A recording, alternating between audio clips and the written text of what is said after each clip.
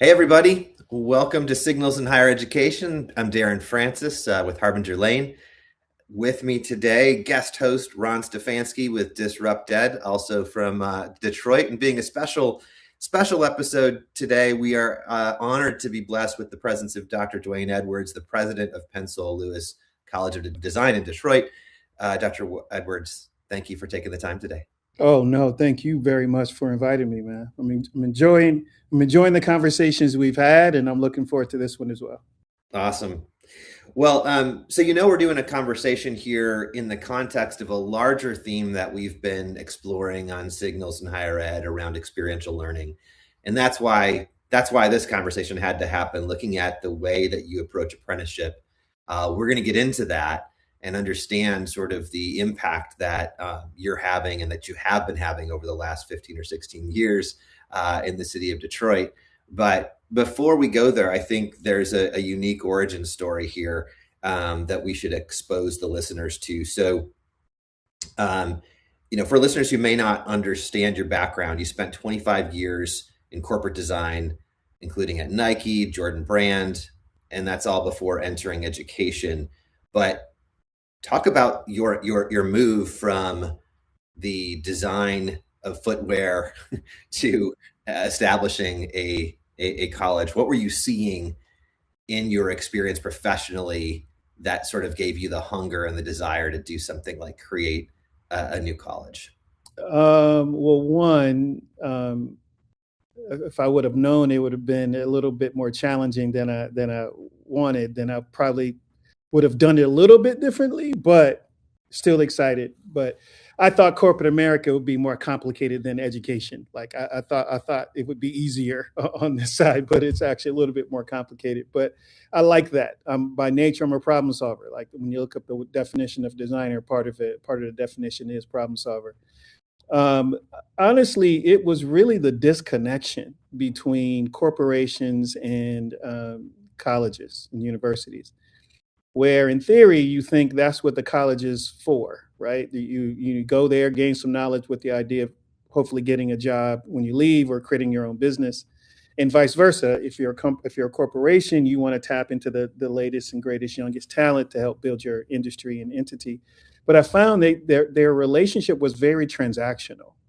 It wasn't collaborative, and I found that the only collaborative part, or one of the biggest collaborative lanes of education and corporation, is around sports.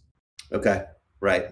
The other parts, not so much. It's more transactional, and I saw a major disconnect, especially as it pertains to design and the importance of having talent that's ready to work in the industry, but more importantly, understand what it means to work as a professional designer. And I thought that they should learn that way before they get there. And I found that they just weren't. They weren't being trained or educated with the tools and the skills they needed to be ready for that corporate job when they upon graduation. Feels to me like a great observation, something employers constantly are pointing out is the gap between the educational experience that their new hires have and their actual work experience. Um, but that could have led you in a lot of directions. Like you chose a pretty unique one. Yes. Like talk more about why you felt called to really go into this yourself. It's a personal journey, I know. Yeah, it's very personal. I mean, so I look at it through the lens of my 17-year-old self. When I was 17 years old, a kid with a lot of energy and creativity, I just didn't know what to do with it. And not only did I know not what to do with it, I knew that I could not actually go to college to pursue a career in design because I was the youngest of six kids raised by a single parent, and college wasn't an option for me. And I was still blessed to get into the industry at a really young age and work my way up through the industry. And so once I got to a certain point in the industry where the internet catches up and the sneaker community catches up, and sneakers is a very personal object that people purchase, and there's websites and blogs, and they go on and just talk the worst about designs and creativity that comes out. And so one day I jumped on this one forum. I don't even think it's still there anymore. It's called Nike Talk. And so you'll jump on, everybody jumps on with some random name they make up. I jump on with my first and last name. And I'm on there like as they're bashing some of the things that we've worked on in Jordan Brand. I'm like, hey, like, do any of you know how to draw? Like, do you know how to do it yourself? Or are you just talking? Like, I would love to show any of you what it takes to actually do it the right way. And then maybe you can come on here and talk about what you did, right? Or listen to everybody kill what you did, right? And Right. that really turned into me literally jumping on these forums as myself. And kids are like, first of all, didn't believe it was me. And then I'm like, no, it's really me. And this is what you can do. And they would start uploading sketches and doing all these things. And I would give them feedback in real time.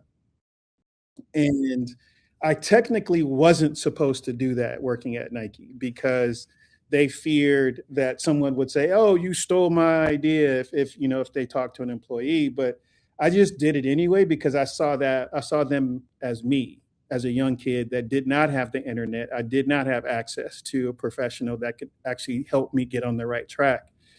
And after doing that, I started to realize these kids just needed guidance.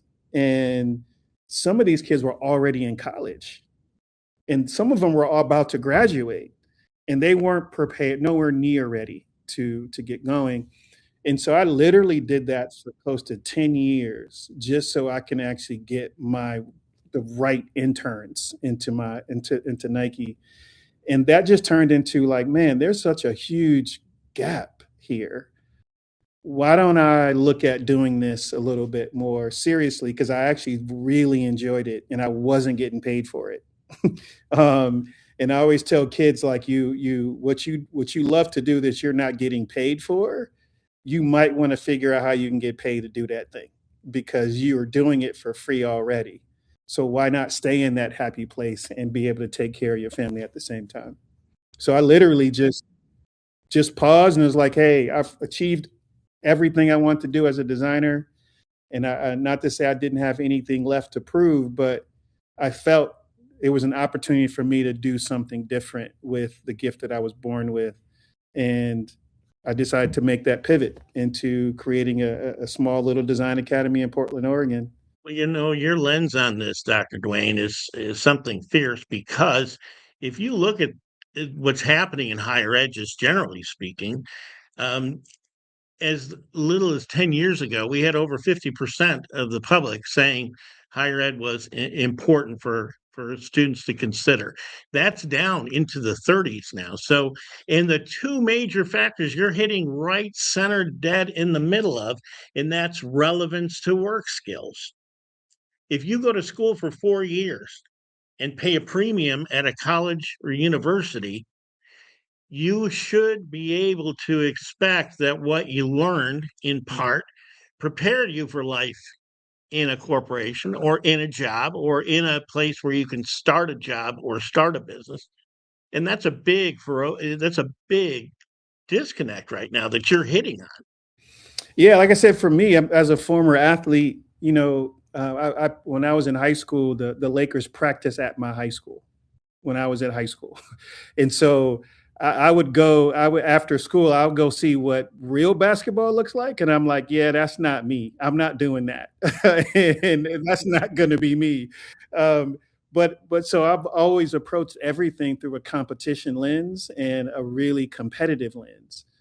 And so that's why I always look at sports as kind of the equalizer for a lot of things. Like sports is really an equalizer for education, equalizer for race, even though Hitler didn't figure it out in 36, but Jesse proved them wrong that there was a problem.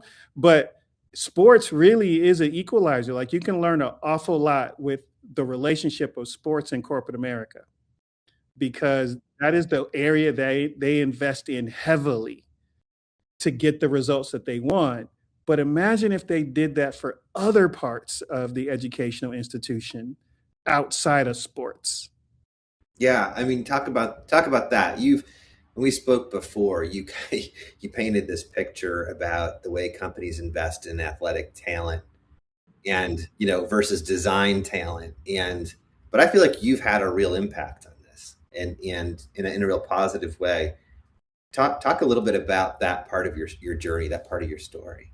Yeah, for me, is like I said, I've modeled how Nike would find LeBron James. I know Nike has people, employees that are sitting in middle school gyms now, looking for the next athlete of amazing stature. And if they identify that amazing, and it's not just Nike, it's multiple sports companies, but I used to work there, so I reference Nike.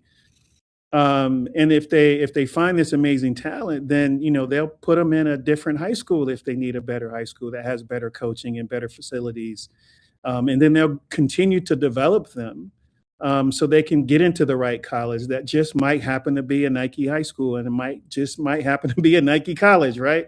And then it increases the chances of them becoming a Nike athlete upon graduation from college or high school. And for me, it's like, why wouldn't everything work that way? Like, if you know that's what you want to get at the end of the day, you want the best talent. Why wouldn't you be very intentional and discover them at an early age, give them the necessary knowledge and skills and equipment and tools that they need to grow and develop, and follow their entire journey to improve your hiring choice when you make? So for me, I just looked at it as like, duh, like, why don't people just do this with everything? and, and so all I did was replicate that similar model through design. What was more of a parallel is that our design kids were designing for those same athletes, right?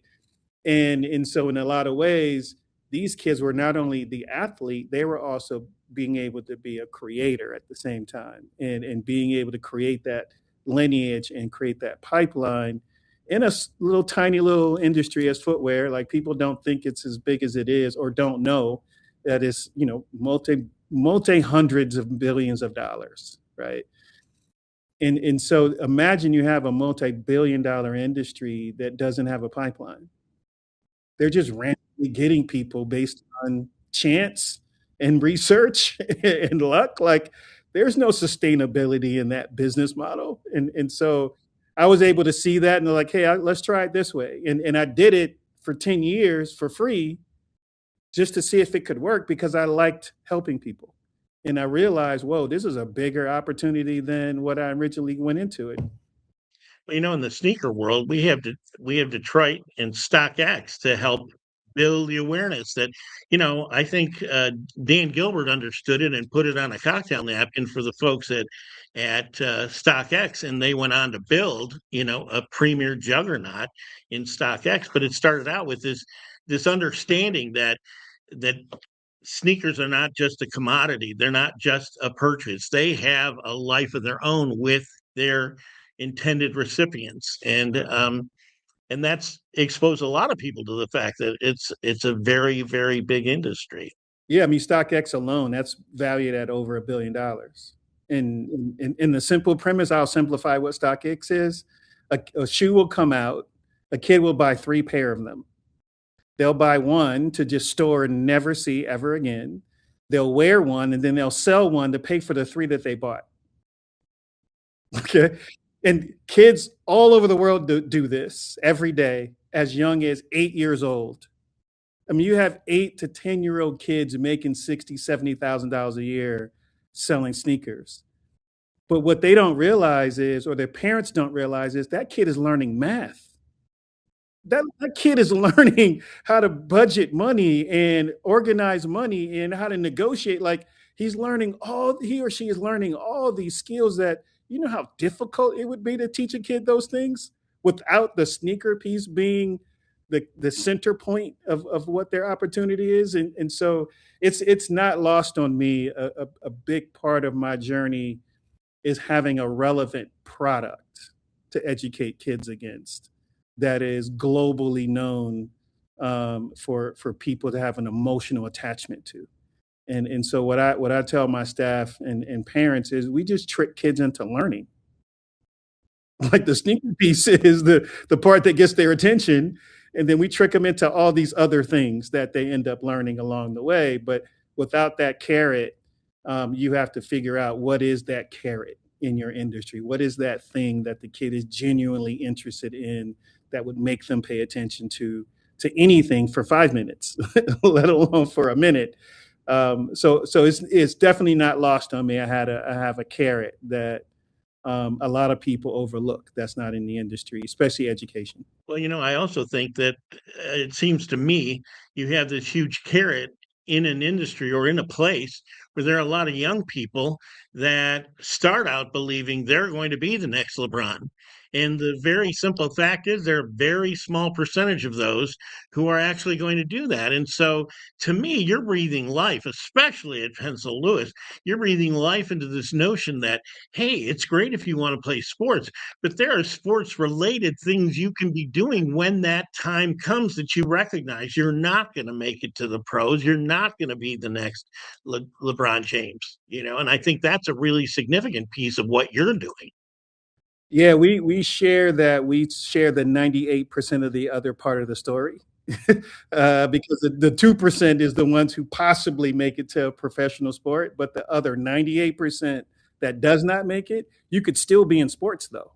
And so what I share with parents often is like, I'm the most successful non-athlete in sports.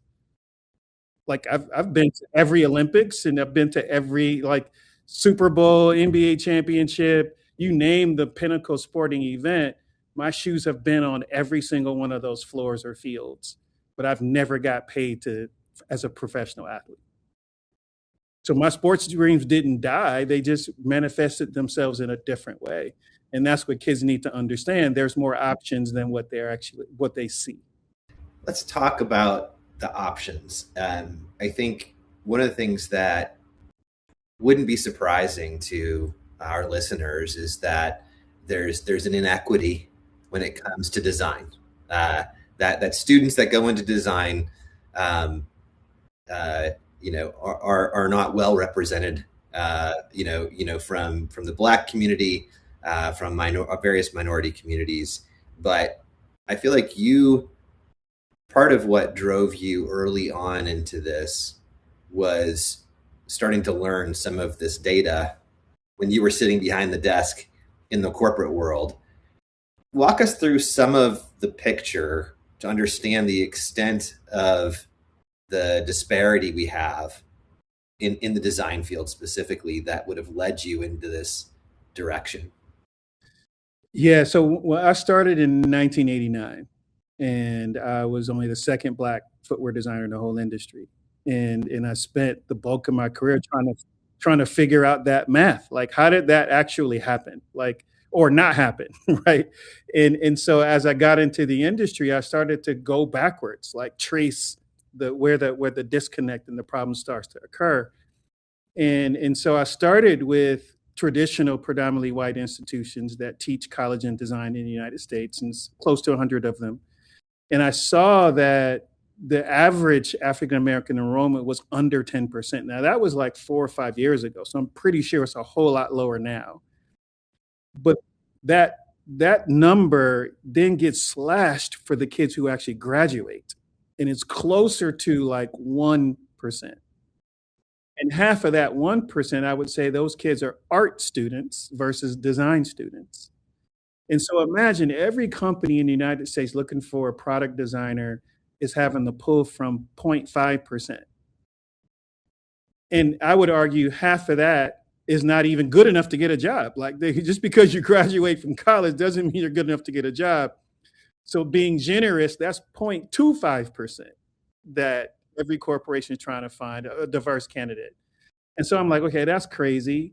All right, well, let's go backwards even more. Like, so then I discover art is gone in inner city high schools. Like, the majority of inner city high schools in America no longer have art classes. And only about 1% of them actually have design curriculum. So now that kid doesn't even have any visibility to college and an art career. And that's also because in middle school, art is also gone. The interesting thing about art is you're born with, in my opinion, I think you're born with a percentage of that talent as a gift. And your exposure continues to build on that talent and makes you better and better and better. But if you don't have exposure as a middle school kid and you don't have exposure as a high school kid, there's a probability you will not go to college and you will not get a job in this industry. And so that is the reason why there's less than 5% of African Americans working in any product company in the United States. But no one's ever taken the time to understand, like, this is a systematic issue that we have to figure out how to try to fix, right, or catch at some point. And if you're a major corporation like the brands we work with, the Nikes, the Jordans, the Adidases, the New Balances of the world, all they can do is go to the places that they know, where they get everybody else from, and they realize they're not there. So they will pivot. They'll look at HBCUs and see, oh, like, well, maybe we should try HBCUs because on average, 75% of the student body are African American HBCUs, even though there's two HBCUs that are majority white, actually. But that's another story for another podcast. But the trouble with the HBCU side of it, and it's not their fault, is that some of them are in states that don't have strong design industries. And if you're not in a state that has strong design industry, you can't develop a pipeline. And if you can't develop a pipeline, that means you can't develop a relationship with corporations, which means you can't have adjunct faculty be at your disposal. You can't upgrade your curriculum. And so now some of the HBCUs are at a disadvantage just because of proximity and relationships.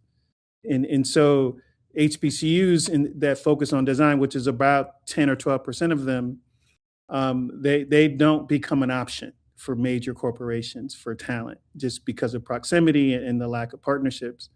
And so I'm finding all of these things out. And for me, I'm one of these people where if I see an injustice of some kind and I can help, I'll try to figure out how to do that. And so for the fourth year, this is our fourth year, we host an annual HBCU Professor Summit here in Detroit.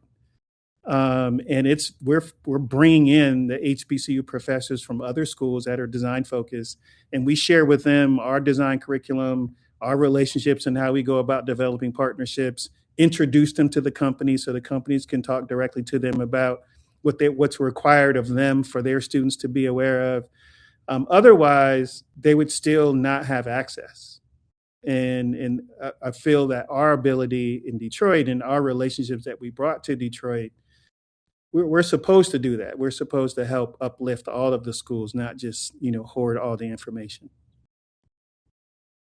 Your professor forum is also a way to draw more people's attention around the curriculum, and also draw more attention around HBCUs, because that's a critical piece of it.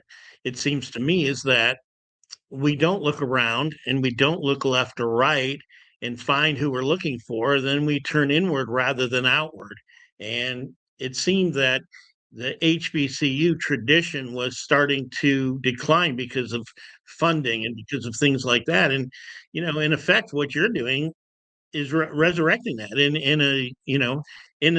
our UNESCO city of The city design. known for design. Yes, absolutely. I would say the shame on any design school in the same state as an HBCU and you don't work with them, because there's a large chance that they don't have design at that HBCU. And if you do, and you don't work with them, you're actually missing out on a whole student body demographic that you don't have at your school right now.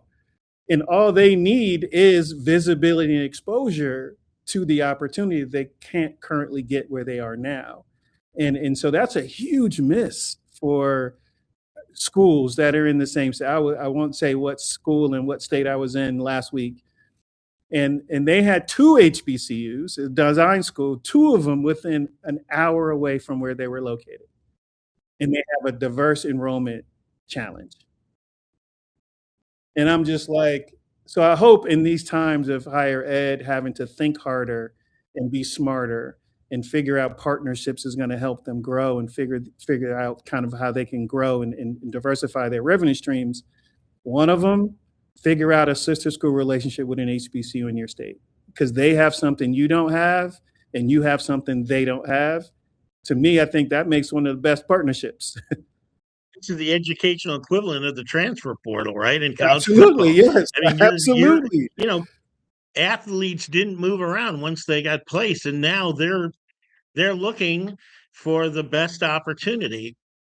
And that's exactly what these students have the opportunity to do as never before. I mean, you don't see a lot of people going to college and then being recruited away or being drawn away. Um, and yet that's a really great recipe for success. Yeah, I'm friends with some other HBCU presidents, and they have had some of their students poached from Division I schools, and I'm like, you need to create a partnership with these schools so they could pay you for their students leaving your institution to go to theirs for more money, right? Why wouldn't you be aligned and be a feeder partner, right? That could be a part of your recruiting to your HBCU if they know that you are a direct pipeline into multiple D1 schools. Get some of that money that you'll get from the NIL, but be smarter about it. Bringing all these ideas into a hallowed institution, higher ed, that has been immune to change, some would say, in many respects. When you're talking with your colleagues, are you finding an openness? Or are you still finding that the silos are up and the walls are up? The silos are definitely still up. I don't talk to those people more than twice when I see that they're up. Uh, but yes, for my other colleagues, like it's just new perspective because I'm not from higher ed. So I'm not jaded by the past and the way things have always worked. So I'm looking at it through a different lens, and you can say a very innocent lens because I don't know. Like I'll ask questions that I don't know the answers to, but in a lot of ways that sparks new ways of looking at how to do things differently. Let's talk a little bit. I think the listeners are going to really like hearing more about your story and your connection to Lewis College. And I think just to level set for people, they can go on your website and read all about this. But let me just kind of put it out there. In 1928, during the Great Depression, Dr. Violet Lewis took out a $50 loan and opened a business college in Indianapolis to train Black women for office work. These, of course, were jobs that were systematically excluded. They're excluded from it systematically. And then within a decade, she moves to Detroit. Over time, she's producing graduates that are the first office employees of color at General Motors, Ford, Michigan Bell, and over the institution's lifetime, 40,000 graduates attended before they closed right around, was it 2015? And so to me, the full circle moment here is to realize that you both were answering the call to solve a barrier to entry problem, right? Here we are 100 years apart almost, and yet still trying to solve a similar problem, which I just find so beautiful about the rationale and some of the reasoning for why you would, both from a business perspective, but also from like a vision perspective, choose Detroit, choose Lewis College. But talk a little bit about, I mean, how is it that you reopen an HBCU? Yeah, it's interesting when you say it that way because it's true. It has never happened before. And she also borrowed typewriters too, by the way, and got the office space for free. Like, so she was a very keen businesswoman who also graduated from an HBCU. She graduated from Wilberforce University in Ohio. And so what's interesting, our stories are very similar in the sense that I did borrow some money to start Pencil. I did borrow some space. I did borrow talent because I asked my other professional friends, like, come hang out with me for a few weeks to do this thing. And so it was very similar in that fashion. And so when I read about her, I just fell in love with just who she was as a person. And then just the idea that Black women didn't do that in the 20s. Like that technically wasn't her place back then, right? And she was like, yeah, this is my place. I belong here. I'm supposed to do this, right? So she had this crazy amount of confidence and belief that her vision had to happen. And I have the same type of vision and the same type of passion. I was just telling my team this morning, like, a roadblock is an invitation for me. Like, if I get a roadblock, oh, great, thank you very much. Like, I'm gonna figure this thing out. Like, you just challenged me to figure this problem out, right? And so it was a beautiful way it all came about, where I discovered her of talking to an alumnus of Pencil when I met him when he was 15 years old, and he lived in Detroit, and we were just having a random conversation 7 8 years after I met him about how Detroit used to have an HBCU, because we were talking about there's a school in Miami, that high school in Miami, that recruits kids to Detroit every summer, and I'm every year, and I'm like, how does the hell does a school in Miami convince a kid to come to Detroit with the 80-degree weather difference for a period of time? And I'm like, why wouldn't that high school work with the HBCU that's in that state, like create a feeder for themselves? And that's when he dropped on me, like, yeah, Detroit used to have an HBCU, and I'm just like, okay, I'll call you back. And so I hung up and read everything there was to read about Dr. Lewis and her vision. And I just saw so many parallels of moving to Detroit and the impact she had on Detroit. Very small school, high return, high impact, high results. And for me, it just kind of aligned very beautifully, where what other city in the United States would you reopen an HBCU focused on design, but the state or the city that's known for design all over the world in the United States, and that has an 80% plus Black population? Like, I couldn't have scripted it out better as a design brief. Like, I could not have written this out any better. And so I had to learn the statutes and everything. And when I get my mindset on something, I go, and we had to write 2 state bills. They both passed in 2.5 months, which I'm not interested in politics. Know nothing about it, but I heard that that's fast. Um, yeah, and so we got it going. But I think the beautiful part of it of the school is it's been a family run institution since 1928, where Dr. Lewis had two daughters that both continued to run the school. And then the 2 daughters had 4 boys and 3 girls, respectively, and they continued to run the school until it closed. And so I have access to the family. So I'm not just transitioning and taking something over, like, I'm doing it through the lens of their grandmother authentically, because they're the ones that's helping me understand her vision and the way she thinks.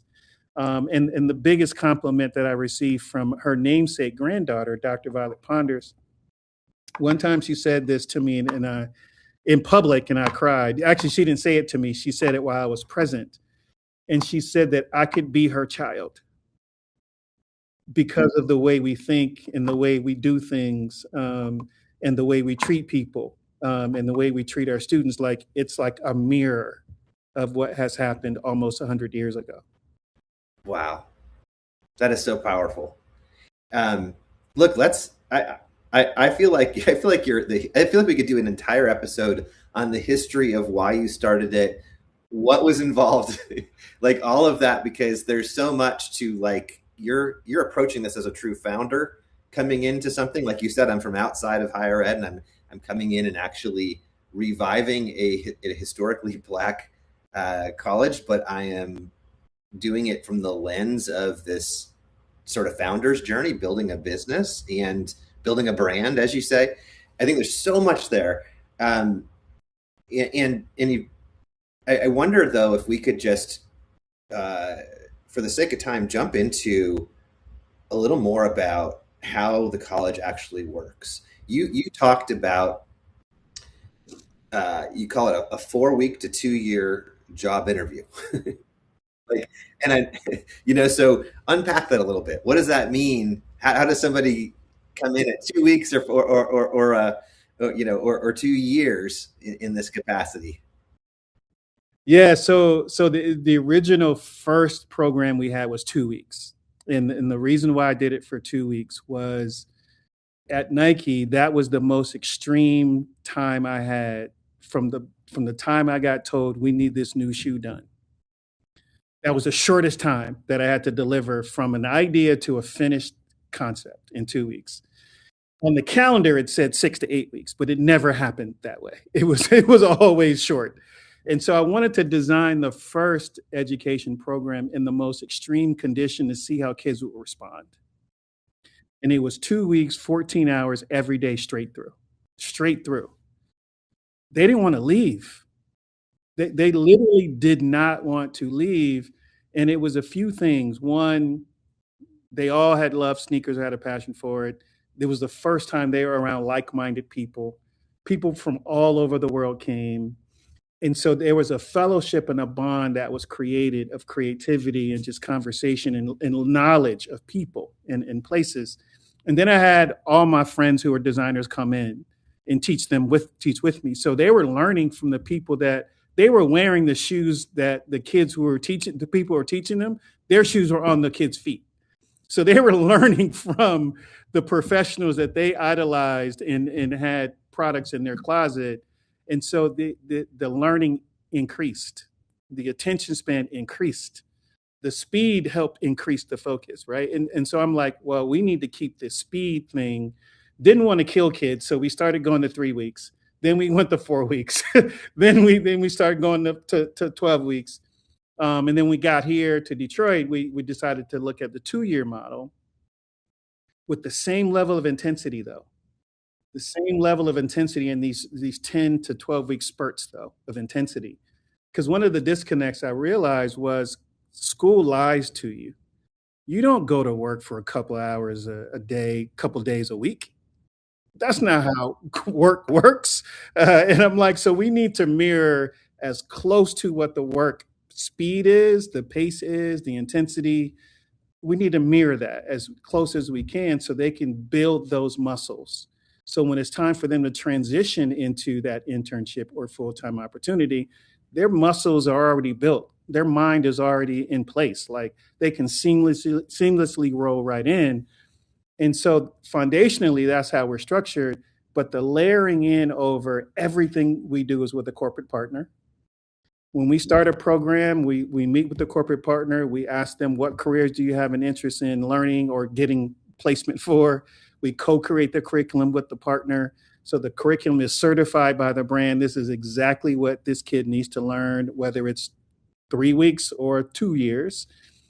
And then our instructors are all working professionals, 2, 3, 4 decades. And then we have young kids, young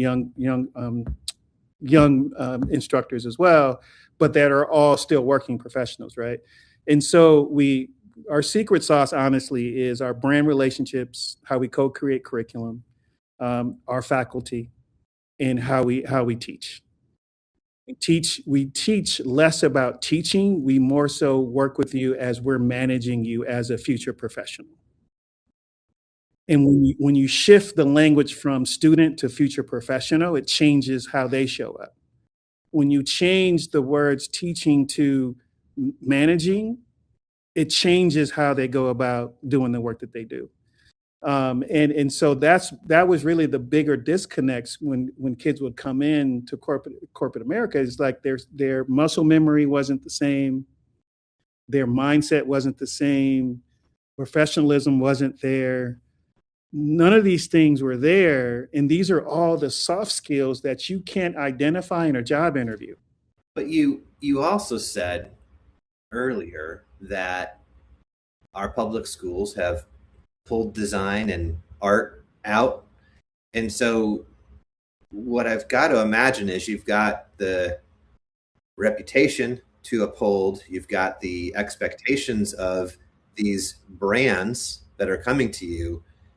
How do you assure that you've qualified the right talent? Like, what are you doing what's the entrance exam, right? How do I get in, and how do you know that I'm pencil material? Right. Good question. So more than ever, kids will talk themselves out of doing something just because they're lazy or they don't have confidence. I think the young kids call it imposter syndrome these days. I've never heard those words before in my life, but I guess that's what the young kids call it. And so we have to realize that the young kids especially on a creative career, more than likely they're not encouraged to do it. So there's already a lack of self-confidence that some of these kids have. And so what we wanted to do was reduce the barrier of entry. We don't ask for a portfolio. That's too much work. It's too much work. The kid will self-select out of that option. What we do is, because we're trained a certain way, we ask for one sketch by hand. Literally, that is the entrance. Submit one sketch by hand. Now, it's a bit of a trick, okay? Because we're asking you to do something very specific. We're giving you one thing to do, so we want to see how committed are you to doing that one thing. If you just deliver exactly what we asked for with the most minimal amount of effort, you already signal to us you don't have the work ethic that we're looking for. But if you go beyond that sentence, which you can because there's a lot of room, then we know, okay, the work ethic is there because you went in a little harder. We didn't say you couldn't add call outs. We didn't say you couldn't add color. We didn't say you couldn't add material call outs, sections, other views. We didn't say any of that. We said one sketch by hand. And so it's a little bit of a trick to understand their ability to do more than what's asked of them, because that's what you need to do when you work in a company. Give a standout example. Of the time you've been doing this, what's an example that stands out to you that you would describe as being kind of above and beyond what you had asked for, but really was a creative home run in your mind? So it used to be sketch by hand. We didn't allow digital submissions, and now I think now we opened it up to hand and digital. But when it was just hand, because that's super important for me, the kid did a ground line. He created a grass texture. He created the silhouette, full color, full render, material call outs, other views. We just asked for one sketch by hand.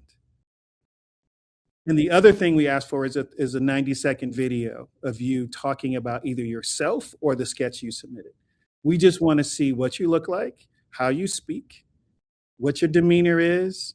It helps us understand if you actually did the work that you actually submitted to, based on the confidence of the video and the conversation. But we've always been one sketch by hand since 2010, like always. And we are able to see it within seconds. When you get into a corporate environment, you're reviewing 1,000 portfolios or more a year, they get like 10, 15 seconds of your time. If you don't give me a reason to go to page 2 or 3, it's trash, right? And so we have to help them understand, like, whatever you present, you need to do it quick. Like, it needs to be impactful and to the point. And you force me to learn more, force me to ask about more, right? And do more than what's expected. The other piece that this standout had was, if you notice, I didn't say what category of footwear either. What we disliked was a kid that did something that was normal. A basketball shoe, running shoe, whatever. Like, that takes no thought, right? This kid submitted a shoe that you would use to change light bulbs on the top of bridges. Oh, wow. So it's like, okay. So first of all, you got my attention with what you chose to submit. That's the first clue. And then because I didn't know anything about that. And so that's what we try to help our kids understand is that's the first thing we notice about traditional design schools. They allow their kids to do stupid projects. Just the dumbest things. Like, why would you submit a basketball shoe to Nike?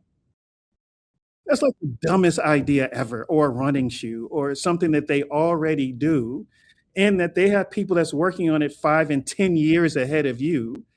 It's actually a huge strike because they're going to look at it through a negative lens because what are you going to teach me about basketball? I'm tired of seeing these things all along.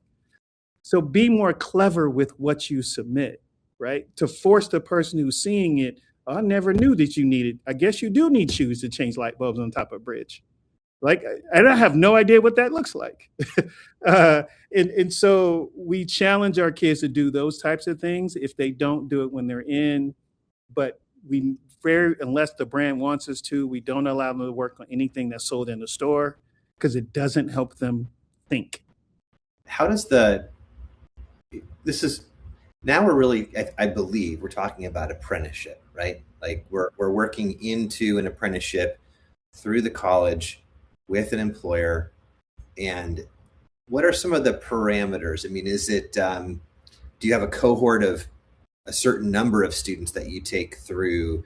And then also, like, I'm really curious, over a 2-year span, you call it an interview, right? Like what is how do you assess? Like, I'm assuming like, how do you assess an individual in the context of that flow? So it's just like any job, right? It's a daily behavior. It's not about what you did on your final idea. Who were you and how did you get there, right? Where we don't believe in, even though we'll have midterms, but we don't believe in. We believe in the everyday journey to that midterm, and then the everyday journey to the final. Because if you don't develop a level of consistency of behavior and how you work, you're going to be no good to a company because you don't have midterms at a company. You will have design reviews and checkpoints and final decision making opportunities, but you have to be consistent with your behavior and your effort. And so what we teach them is consistency is how you get a job and keep a job.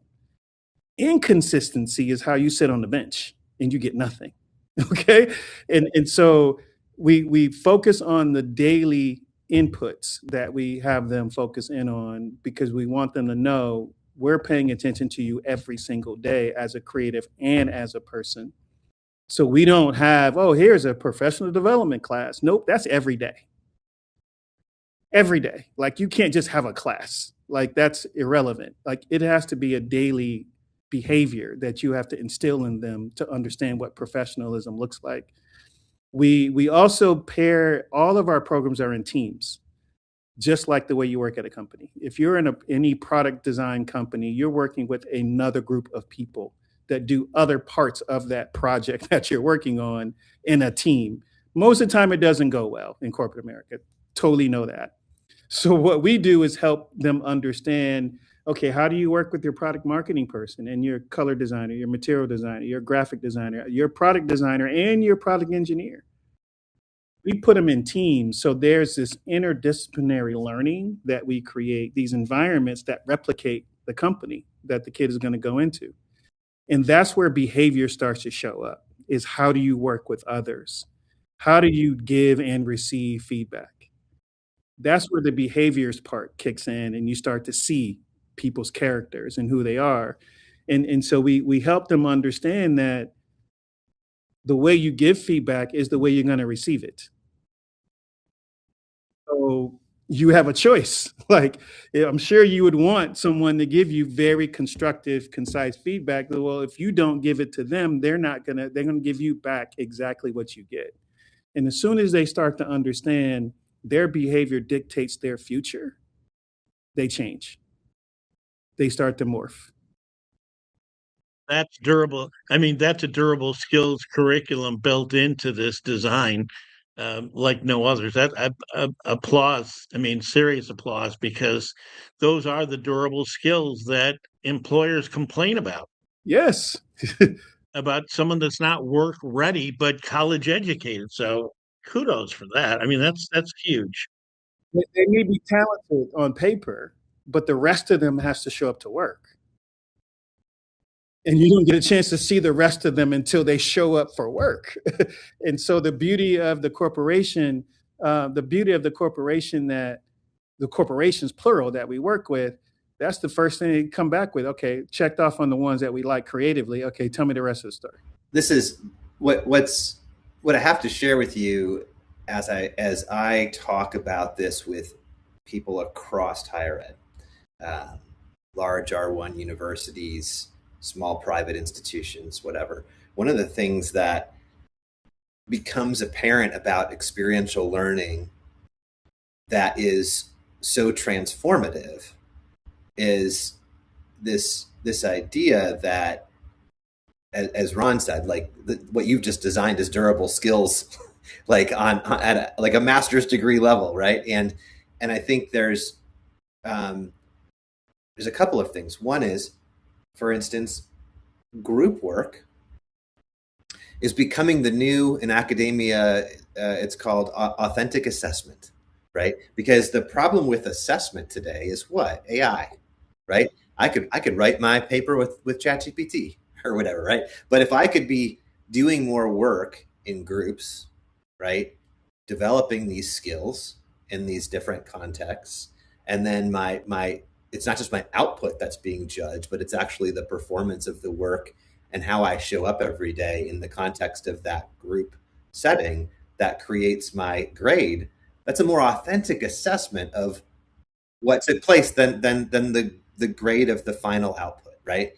And but this is, in a way, you could be going around talking to university provosts and presidents around the country right now and actually explaining to them, like, from your vantage point as a more unconventional president, of how you've built this, because this is what they're aiming for, not just in apprenticeships, but in applied mini internships, in other project based learning environments, like the things that you discuss and demonstrate through your curriculum and just how you've designed this. It's just interesting to hear it, because you're applying this in a way and at a scale that I think others just haven't figured out. And I'm just kind of wanted to give you that feedback. Um, but so talk a little bit about, again, though I'm still so interested in this student. Um, what are the economics here? Am I signing up for? Am I going out and getting a loan to go to Pensall Lewis for 2 years? And like, how does what are the economics of how a young student from the city, once they've gotten accepted, how is this going to be paid for? Free. So, we built this model for the last 16 years now on a free education model based on our corporate partners' participation. At the end of the day, they're the end beneficiary of the talent, and they should pay for the development of that talent. And no different than they do it internally for employees, but externally, in order for you to really get what you want, you have to make an investment. And again, similar, like I give you the sports analogy, right? They're pouring millions of dollars into sports programs so they can get what they want on the other side of that equation. And so I think because we've always had this model of working with corporate partners and them investing into our programs and investing into how many students they want for particular careers and jobs, we're transitioning that same formula into our degreed programming. But we know that we're going to have, as we start to grow, we know we're going to have to, have a tuition number attached to it. But our goal is to, at the worst case scenario, our goal is 1/3 of what the kid's tuition is, they would pay for. A foundation would cover 1/3, and a brand would cover another third. Like, we're able to create enough endowment capital that we can do that, right? To be the worst case scenario that's what we're developing towards. But right now, it's free, and so we're working with corporate partners, from the Nikes of the world to the Foot Lockers of the world and the Adidases of the world and Logitechs of the world. So, and we've been able to grow outside of our sweet spot of footwear into these other adjacent industries around creativity, but they have the same challenge of a lack of diverse talent and a lack of talent in general. I also want to share too, though, that people need to also remember HBCUs are inclusive institutions. It's not only for people of color. Like, HBCUs were created because, as free Black slaves, we were not allowed to be educated in America in the 1800s. So we had to create our own institutions so we can actually be educated. That's where HBCUs came from. But from the very beginning, they were inclusive institutions, and they still remain inclusive institutions to this day. And so for us, I don't want the folks listening to the call thinking that we only have students of color in our institution. That is not true. Talent is talent. And I believe talent, like I told you before, sports and talent become colorless in some instances. It's just that the kids that find us and really are hungry, like I want that hungry kid. Because if that hungry kid can start with less than and still make it to the top, what happens if they start up here? Like if they could start at the equal starting line as everyone else, oh, it'd be so much different, right? And that's really all we're trying to do is move the starting line to the same place as everyone else's. And then let's, when all things are equal, let's see what happens. I love it. I think that's a fair race. I want to be respectful of your time. Just a couple more minutes, if that's okay. Uh, there's two things that I would love to still hear about from your perspective, and I'll let you take them in whatever order makes the most sense. But one is, talk to me about the success that your partners are seeing, right? After all this time, they're looking and they're validating you. They're still paying.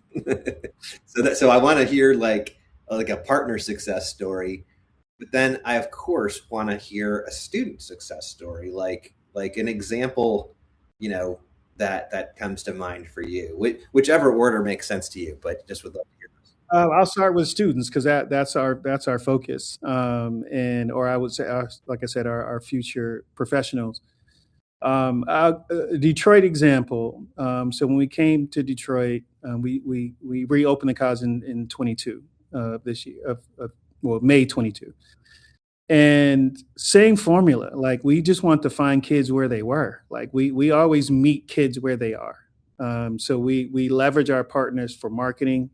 We leverage we don't pay for any ads or any marketing campaigns. We don't do any of that. We leverage our partners to just, if you're a Foot Locker and hey, like, can you send this program out to your database? Or, you know, here's a class that we have coming out, you know. But there was this one young lady who was 18 years old when she came in, super shy. She worked at Ford Field in the concession stands at the Lions Stadium. Very, very shy young lady. She signed up for a 4-week Carhartt class that we had with Carhartt, major brand here in Detroit. By the end of the class, she was the most talkative person in the whole class. 4 weeks, like, so we transformed her. I wouldn't say transform. We just actually made it okay for her to be who she was. A great way to describe it, right? You drew out her best version of herself. And so she thrived. She didn't even have art in high school. She graduated from high school. Like I said, she started working at Ford Field. She excelled in our apparel design program, which is taught by the former design director for Jordan Apparel. So again, she's in front of some of the best in the industry. And so she did really, really well. Then we invited her back. She applied for another program we had with New Balance, similar 4-week program. She took apparel again like 3 months later. And New Balance offered her a full 1-year paid internship. She was 19 years old, man. Never went to college, barely had any instructional training. And in 9 months into her 12-month internship, they offered her a full-time job. So she's a full-time apparel designer at 19 years old. New Balance would have never went to Ford Field to recruit her or to find her, right? And that's what brands get when they come to us, is we're just finding them where they are. Like, and they're in all the places the brands are not looking, but they're hidden in plain sight. And the future professional was not aware of how to find the brand or how to talk to the brand or communicate to the brand either. So we kind of broker the relationship between our corporate partners and this undiscovered talent that's randomly somewhere, right? And I'll stay with New Balance as a success story for the brands. Like, this is our 10th year working with New Balance. And we originally started working with New Balance because they were one of the first brands that offered full 1-year paid internships. And they were having difficulty finding really good talent to go to some of their internships. And some of it was, and I explained this to them, but they didn't realize it, was whenever a kid saw New Balance product on the sneaker websites and other platforms, it was all remakes or color ups of old shoes. So they never showed new design. And so the kid didn't view New Balance as a design company. They saw, oh yeah, these are the old ones, and you just flip the colors and materials around. So they were not getting some of the top designers interested in New Balance because that's the introduction they had to them. And so they asked us to come in and kind of find kids wherever we can find them. And I remember our first class, all the kids obviously have to be respectful of the brand, so they all wore New Balance on the first day of class. Also, what was special about our New Balance class, it was at New Balance. So we physically went to New Balance to do these programs.